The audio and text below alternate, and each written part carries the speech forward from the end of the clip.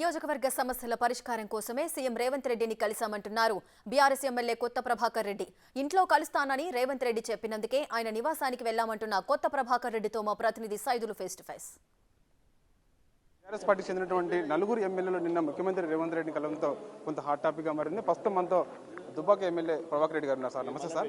చెప్పండి సార్, అంటే మీరు నిన్న కలిసిన విషయంలో, అంటే ముఖ్యంగా ప్రత్యేకించి మీరు విషయంలో మీరు కలవడం ఏంటి అనేది కూడా చర్చ జరుగుతుంది. అంటే మెదక్ మీరు పార్టీకి కానీ లేకపోతే కేసీఆర్ కుటుంబం కానీ అత్యంత దగ్గర సన్నిహితులు, సో మీరు కలవడంపై కొంత చర్చ జరుగుతుంది. సన్నిహితులు అయితే ప్రజలకు పనిచేయద్దా?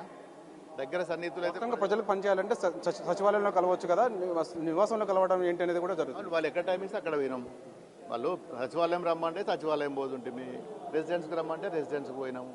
ఎక్కడ రమ్మంటే అక్కడ పోతాం. కానీ దానిలో స్పెషల్ ఏమున్నది? నేను కేసీఆర్కు సన్నిహిత్యమైన ఇంకోరికి సన్నిహిత్యమైన ప్రజల కోసం ముఖ్యమంత్రి అంటే అందరికి ముఖ్యమంత్రి కదా, ఒక కాంగ్రెస్ పార్టీ ముఖ్యమంత్రి. ఒకవైపు 100 రోజుల హామీలకు సంబంధించి వాళ్ళు సంబంధించిన ముఖ్యమంత్రి కదా, రాష్ట్ర సంబంధించిన ముఖ్యమంత్రి.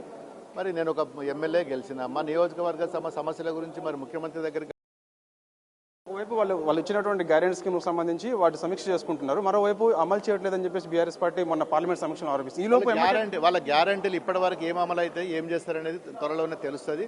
నేను కూడా వాళ్ళ గ్యారంటీల మీదనే మాట్లాడుతున్నా. వాళ్ళ గ్యారంటీలు ఇవ్వకపోతే కంపల్సరీ ప్రజల కోసం మేము పోరాడతాం. గ్యారంటీలు ఇచ్చే వరకు కూడా వాళ్ళను నిలదీస్తాము, ఏదైనా చేస్తాము.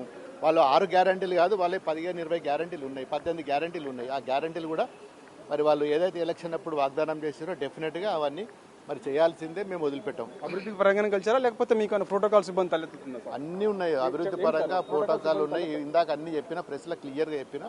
ప్రోటోకాల్ ఇబ్బంది తలెత్తున్నా మీకు థ్రెట్ లాంటిది ఉంటే ఐజీ గారిని కలుస్తారు. కానీ ఐజీ గారిని ఇంటెలిజెన్స్ ఐజీ గారిని కూడా కలిసిన. ఎప్పుడు సార్? ఇప్పుడు మీరు సీఎం గారిని అపార్ట్మెంట్ ఎప్పుడు?